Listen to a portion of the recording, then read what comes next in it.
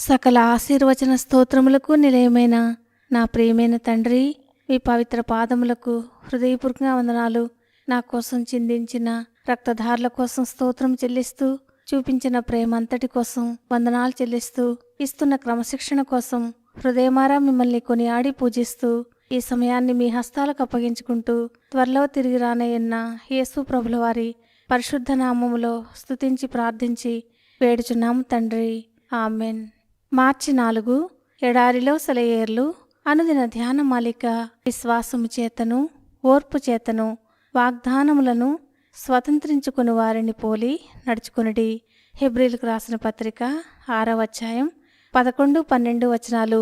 విశ్వాస వీరులు వాళ్ళెక్కిన కొండ శిఖరాల మీద నుండి మనల్ని పిలుస్తున్నారు. ఒక మనిషి ఒక పనిని చేయగలిగాడంటే మరో మనిషికి కూడా అది సాధ్యమే అంటూ వాళ్ళు మనకి విశ్వాసం ఎంత అవసరమో చెప్తున్నారు. అంతేకాక విశ్వాసం ఫలించాలంటే ఓర్పు దానితో ఎలా కలిసి పనిచేయాలో హెచ్చరిస్తున్నారు.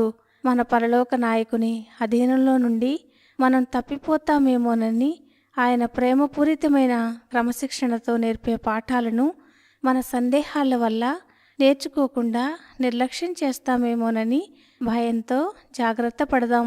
ఒక గ్రామంలోని కమ్మరి అన్నాడు, నేను భయపడేది ఒకటే, పనికిరాని తుక్కుతో నేను కూడా పడిపోతానేమోనని. నేను ఒక ఉక్కు ముక్కను తీసుకున్నప్పుడు దాన్ని ఎర్రగా కాలుస్తాను, సుత్తితో దాన్ని సాగదీస్తాను, ఒక్కసారిగా దాన్ని చన్నీళ్లలో ముంచుతాను.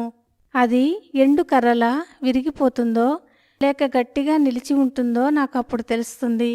2-3 ప్రయత్నాలు చేసి పనికి రాకపోతే దాన్ని అవతల పారేస్తాను. పనికిరాని సామాన్లు కొనేవాడు వచ్చినప్పుడు చవకగా దాన్ని అమ్మేస్తాను. ప్రభువు కూడా నన్ను ఇలాగే పరీక్షిస్తాడు. అగ్నితోనూ నీళ్లతోనూ బరువైన సుత్తి దెబ్బలతోనూ నన్ను పరిశోధిస్తాడు. దానికి నేను నిలబడలేకపోతే, ఆయన నాతో సంతృప్తి చెందకపోతే నన్ను తుక్కులోకి విసిరేస్తాడేమో. కొలిమి భయంకరమైన వేడిలో ఉన్నప్పుడు చెలించకు. తరువాత దశలో దీవెన ఉంది. యోబుతో కలిసి మనము చెప్పవచ్చు, ఆయన నన్ను పరీక్షించినప్పుడు కొలిమిలోని బంగారంలాగా తయారయ్యాను. శ్రమల ద్వారానే మనుషులు పరిశుద్ధులవుతారు. పెద్ద పియానోని శృతి చేయాలంటే 11 టన్నుల బరువుని ఉపయోగించాలి.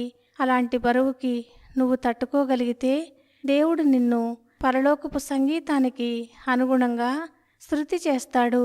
బాధపెట్టి కలచివేసే విషయాలు మనిషిని స్తోత్రార్పణకి సిద్ధం చేస్తాయి. కిలకిల నవ్వే ఆహ్లాదపు దినాల కంటే దిగ్భ్రాంతి, నాశనం, యాతన దినాలే శ్రేష్టం. దేవుడు ఈ మాటలను దీవించునుగాక. ఆమెన్.